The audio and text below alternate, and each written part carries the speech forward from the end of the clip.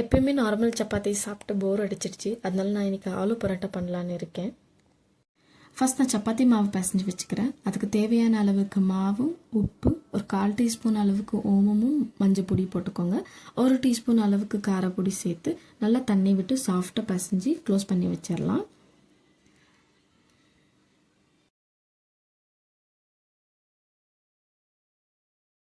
சப்பாத்திக்கு நீங்கள் லாஸ்ட்டாக எண்ணெய் ஆட் பண்ணிங்கன்னா இன்னும் கொஞ்சம் சாஃப்ட்னஸ் கிடைக்கும்.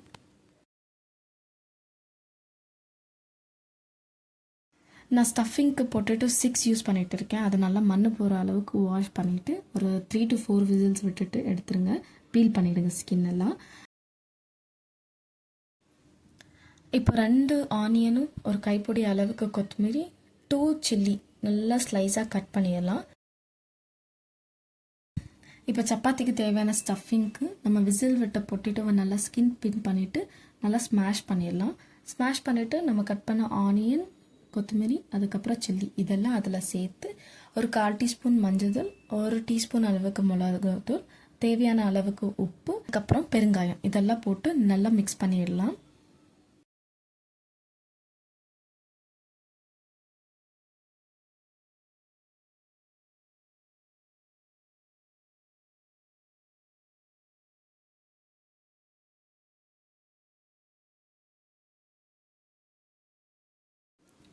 இப்போ சப்பாத்தி சின்னதாக தேய்ச்சிட்டு நம்ம ஸ்டஃபிங் அதில் வச்சு இந்த மாதிரி பண்ணிவிட்டு நீங்கள் எடுத்துட்டிங்கன்னா சுற்றிட்டு நீங்கள் எக்ஸ்ட்ரா இருக்கிற மாவை வெளியில் எடுத்து போட்டுடுங்க.